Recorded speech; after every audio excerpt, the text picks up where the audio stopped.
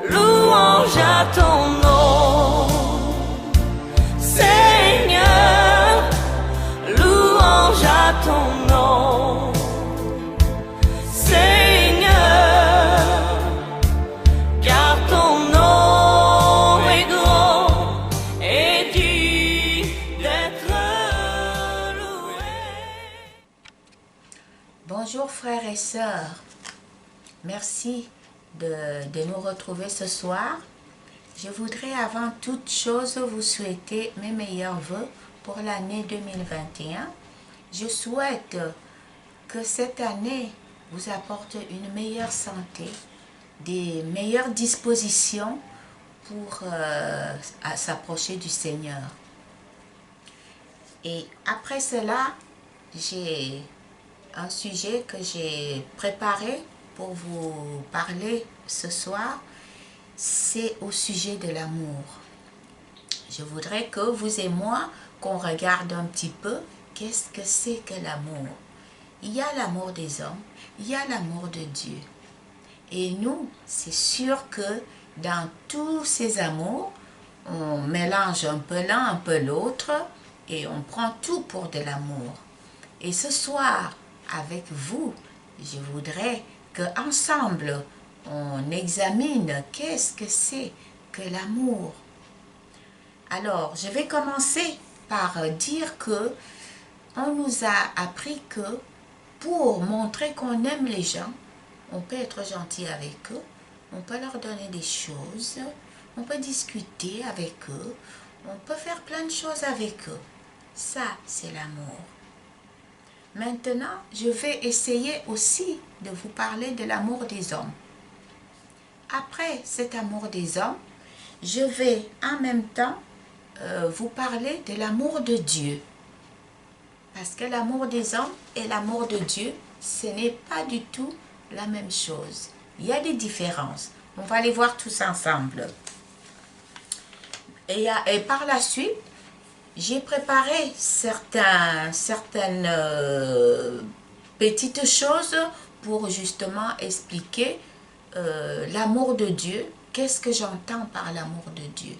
Donc, sans plus tarder, on va commencer par parler de l'amour des hommes. C'est vrai qu'en tant qu'être humain, on a des défauts, on a des qualités.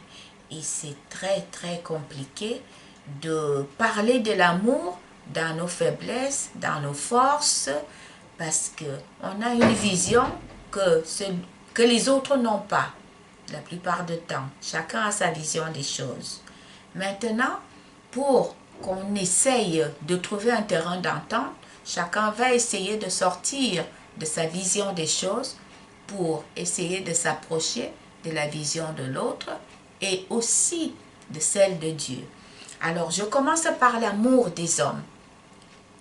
L'amour des hommes, ça va peut-être vous décourager, mais c'est comme ça que j'ai préparé les choses. Mais si jamais vous avez des idées, n'hésitez pas à me les communiquer dans les commentaires après ce que je vais vous dire. L'amour des hommes, l'amour des hommes est trompeur, parfois. L'amour des hommes est parfois rempli d'orgueil, de satisfaction, d'égoïsme, de malice, de méchanceté, règlement de compte, de mensonge, de ruse, de vanité, d'intérêt. Même quand il est sincère, la plupart du temps, il n'est pas vrai et souvent avec intérêt et non gratuit. De temps en temps, il est vrai et sincère. Donc, quand on prend l'amour des hommes, c'est vrai que toutes ces choses que je cite là, on les trouve dans l'amour des hommes. Certaines personnes vont vous faire du bien parce qu'ils attendent quelque chose en retour. Si cette chose en retour ne vient pas, tout le bien qu'il a pensé de vous a disparu. Et ça entre dans toutes les choses que je viens d'expliquer là. Quand certaines personnes vous font du bien, c'est parce qu'ils se sont dit oh, le Seigneur veut qu'on fasse ces choses-là comme ça. Ils ne font pas parce qu'ils le pensent, mais ils le font parce qu'il faut le faire. Et je peux citer des situations comme ça, plusieurs, parce que ce sont des choses qu'on vit au quotidien. Alors je vais vous dire une chose, c'est que l'amour de Dieu ne regarde pas tout ça. L'amour de Dieu est sincère, il est parfait. Il n'attend rien en retour. L'amour de Dieu ne trompe pas, il n'humilie pas, il n'intimide pas. L'amour de Dieu est juste. Il est gratuit aussi. Ça, ce sont des choses qu'on ne rencontre pas souvent dans l'amour des hommes. Parce que souvent, on se dit, ah oui, un tel a fait telle chose comme ça. Et pourtant, moi je lui ai fait telle et telle chose. Quand Dieu nous fait une chose, il ne cite pas que, ah, j'attends que, comme j'ai fait ça, que lui me fasse ça. Son amour est vrai et sincère. Son amour est gratuit. Il n'attend rien de nous. Maintenant, comment qu'il faut faire qu'est-ce qu'il faut faire pour dire à Dieu qu'on l'aime? Comment on peut aimer Dieu? Alors la réponse à cette question, c'est que pour aimer Dieu, il ne suffit pas de dire « Seigneur, je t'aime, Seigneur, je t'aime, oh Seigneur, je t'aime ». Oui, vous pouvez le dire parce que vous le pensez. Mais il y a autre chose qui explique ce mot encore beaucoup mieux. C'est suivre ses commandements. Quand vous suivez les commandements de Dieu, là, Dieu sait que vous l'aimez. Vous n'avez plus besoin de mots parce qu'il comprend ce langage-là. C'est pour ça que dans mon autre vidéo, je vous avais dit qu'il faut apprendre à parler le langage de Dieu. Parce que quand on parle le même langage que Dieu, il y a des choses qui sont très faciles, des choses qui sont simples. Donc, suivre les commandements de Dieu, c'est un langage que Dieu connaît très bien et qu'il comprend. Vous le faites, il sait que vous l'aimez. Je vais vous inviter à prendre votre Bible dans le livre de Jean, chapitre 14, le verset 21 nous dit, c'est le Seigneur Jésus qui parle. Il nous dit, celui qui a mes commandements et qui les garde, c'est celui qui m'aime. Et celui qui m'aime sera aimé de mon Père. Je l'aimerai et je me ferai connaître à lui. Ça veut dire que, au lieu de dire Seigneur, je t'aime, je t'aime, je t'aime, je t'aime, ça c'est très bien, mais ça se comprend beaucoup moins et c'est beaucoup moins vrai. Maintenant, si vous suivez les commandements, Dieu n'a même plus besoin de dire que vous disiez je t'aime, il sait. Si vous êtes juste devant Dieu et devant les hommes, Dieu sait que vous l'aimez.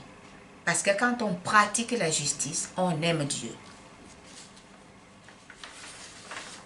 Maintenant, j'ai choisi quelques petits exemples pour parler de l'amour de Dieu. Comment on doit vivre? Qu'est-ce qu'on doit faire pour dire qu'on aime Dieu? Alors, ce sont que des exemples, il y en a des milliers. J'ai choisi ceux-là parce que c'est ceux-là qui me sont venus. Il y en a d'autres que vous-même, chez vous, vous pouvez trouver, même en lisant la Bible, vous pouvez trouver aussi.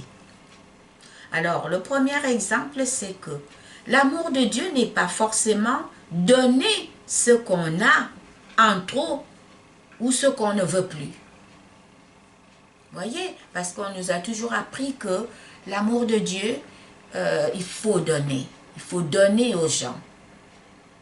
Bon, maintenant, si on donne ce qu'on en a en trop, qui ne nous coûte rien, ou alors, si on donne ce qu'on ne veut plus, bon, ça nous a presque rien coûté. L'amour de Dieu dans ce domaine-là, c'est parfois donner ce qu'on a besoin. Quand nous, on a besoin, c'est peut-être ça qu'il faut donner. Et là, le Seigneur sait que vous avez donné avec votre cœur. Nous voyons quand le Seigneur Jésus, il a parlé à une dame veuve qui a donné. Elle a donné beaucoup moins en valeur que les autres. Mais lui, il a considéré ce que la dame a donné beaucoup plus important que ceux qui ont enlevé dans leur surplus pour donner. Donc, c'est un peu ce que j'essaie de vous dire, c'est que si on va chercher ce qu'on a en trop, ce qu'on ne veut plus, ce qui ne nous sert même pas, ce qu'on ne va même pas regretter, on rend service. Mais l'amour de Dieu n'est pas forcément là. Deuxième chose, l'amour de Dieu, c'est parfois s'effacer pour l'autre. Quand on veut toujours être, c'est moi, moi, toute la gloire à moi, ce n'est pas forcément ça l'amour de Dieu. Mais si on s'efface pour laisser passer l'autre, là c'est l'amour de Dieu. Troisième chose, c'est que l'amour de Dieu n'est pas forcément ce qui nous fait du bien ou qui nous convient. C'est parfois ce qui nous fait mal, qui nous affaiblit ou qui nous contrarie.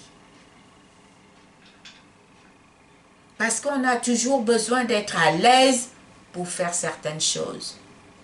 Mais l'amour de Dieu ne nous enseigne pas vraiment d'être à l'aise. Tout à l'heure, je me disais, on peut être à l'aise si on a juste 2 tuniques, une qui est déjà trop vieux, une qui est déjà trop vieille et qu'on ne s'en sert plus, c'est beaucoup plus facile de la donner à quelqu'un.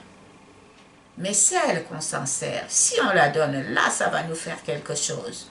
Wow, elle est belle, j'étais bien dedans. Oh là là. Là, c'est différent. L'amour, quatrième exemple.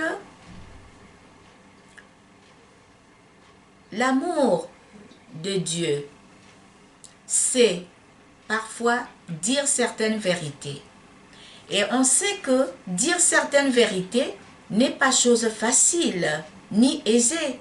Reprendre ou rejeter non plus. Mais parfois, il faut passer par là pour aimer d'un amour de Dieu. Ça, c'est vrai. Parce que des fois, on a peur de blesser certaines personnes. Alors, on va taire ce qu'on pense vraiment. Parce qu'on se dit, oh là là, si je lui dis ça, ça n'ira pas. Alors, on tait ce qu'on doit dire. C'est pas toujours une meilleure position de faire cette chose-là, de dire certaines vérités qui vont déranger la personne qu'on veut aider. Mais des fois, en disant ces vérités-là, ça peut faire changer la vie de l'autre personne qui est en face de nous. Ça peut faire réfléchir cette personne. Et cette personne peut revenir à de bons sentiments ou faire différemment, selon Dieu. Parce que nous, on a osé lui dire.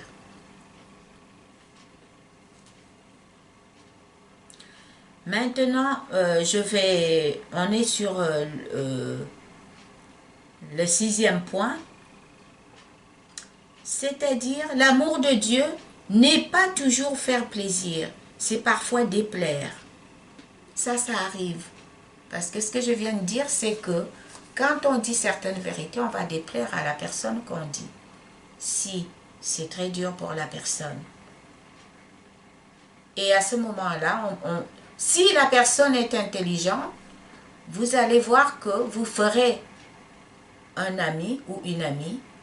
Et si la personne est insensée, il va vous en vouloir et pour toujours. Donc, c'est ça aussi le risque d'aimer d'un amour de Dieu. C'est pour ça que j'ai parlé de rejeter. On peut parfois reprendre, rejeter. Voilà. 7e point, l'amour de Dieu n'est pas forcément se sentir bien avec l'autre. C'est parfois souffrir pour l'autre ou faire que l'autre se sente bien.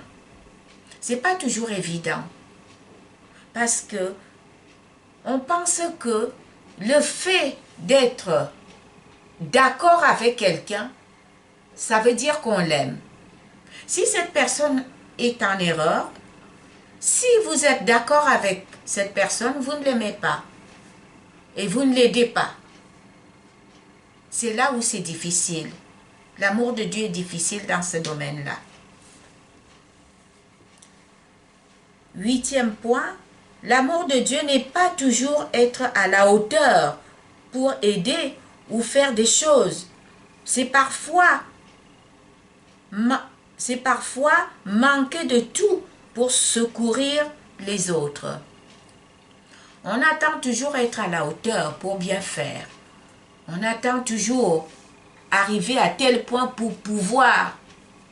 Mais des fois, quand on manque de tout, c'est même là qu'il faut secourir l'autre.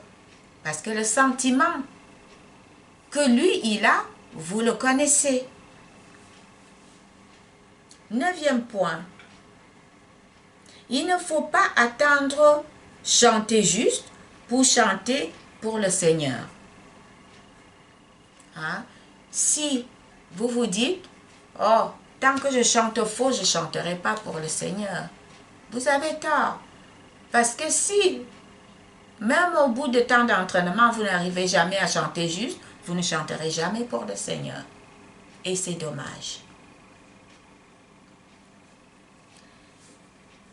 10e point, ce n'est pas toujours s'entraîner pour devenir un bon orateur, mais c'est parfois dans ces bégaiements qu'on prêche la parole de Dieu. Acceptez bégayer. Acceptez, oubliez la phrase. Acceptez qu'on se moque même de vous. Si ce que vous dites, c'est Dieu qui le dit à travers votre bouche, ça peut changer des vies. Ça peut sauver des vies. Et c'est aussi ça l'amour de Dieu. Parce que vous oubliez votre dignité, votre gloire. Vous oubliez tout. Mais vous allez faire les choses pour les autres. Mais c'est le Seigneur qui vous donnera cette gloire, cette dignité que vous êtes en train de perdre parce que vous bégayez, on ne comprend pas ce que vous voulez dire. Oh, elle aurait pu se tenir loin, oh, elle n'aurait pu rien dire. Non, n'attendez rien. Faites ce que le Seigneur vous met à cœur de faire. Celui qui rit, il rira. Mais vous verrez qu'il y en aura peut-être un qui va bien écouter ce que vous allez dire. Et celui-là, s'il est sauvé, alors vous serez heureux.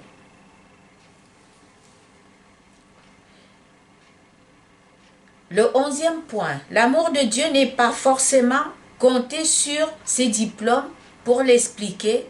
C'est parfois dans un langage ordinaire, plein de fautes et d'erreurs, plein de doutes et d'angoisse, qu'on la prépare et la donne. On prépare la parole de Dieu et on la donne. Il ne faut pas se dire, oh, je n'ai pas fait d'études. Vous savez, quand le Seigneur Jésus a choisi ses disciples, il n'est pas allé dans des universités pour choisir des disciples. Il a pris même des gens illettrés.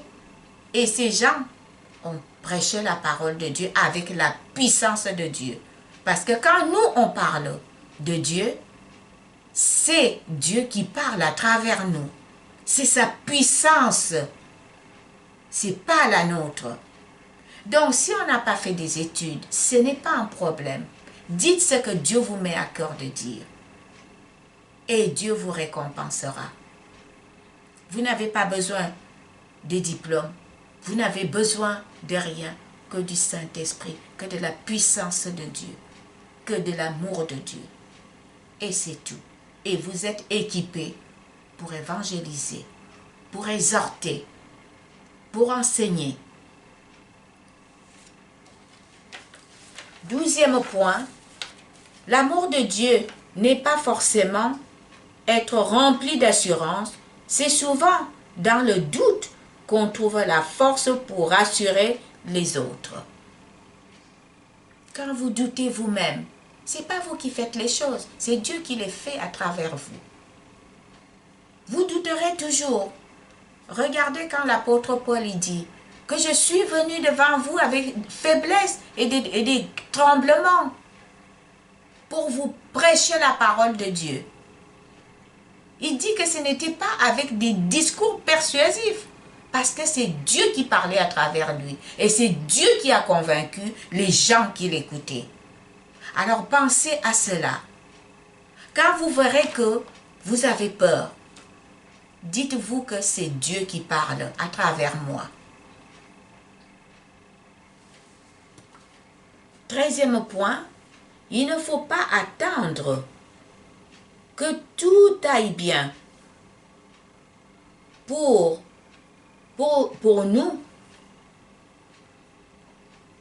pour commencer à penser aux autres. Il ne faut pas se dire « Oh, j'attends que tout aille bien pour moi. Après, je penserai aux autres. » Vous pouvez commencer sans que ça aille pour vous. Et quand vous vous occupez des autres, c'est Dieu qui s'occupera de vous. Il se penchera sur ce qu'il vous faut, sur ce dont vous avez besoin. Pendant que vous vous penchez sur ce que les autres ont besoin, sur ce qu'eux ils ont envie, sur ce qu'il leur faut.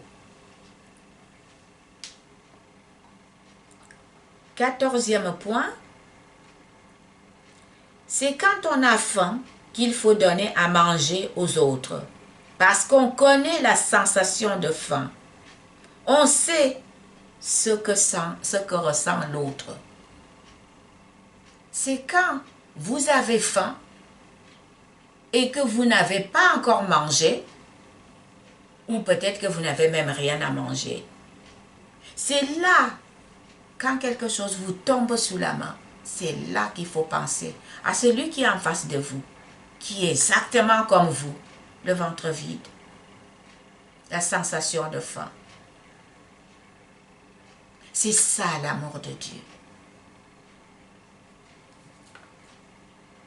15e point, c'est quand on a mal qu'il faut s'occuper de la douleur des autres. Quand on a perdu ce qu'on aimait le plus, les gens qu'on aimait le plus, les choses qu'on aimait le plus, c'est là qu'il faut s'occuper de ceux qui sont en face de nous, qui pleurent aussi pour les mêmes raisons. Et à ce moment-là, quand nous, on va se mettre à s'occuper de ceux-là qui ont vécu la même chose que nous, on comprend très bien, c'est là que Dieu va se lever et il va s'occuper de nous.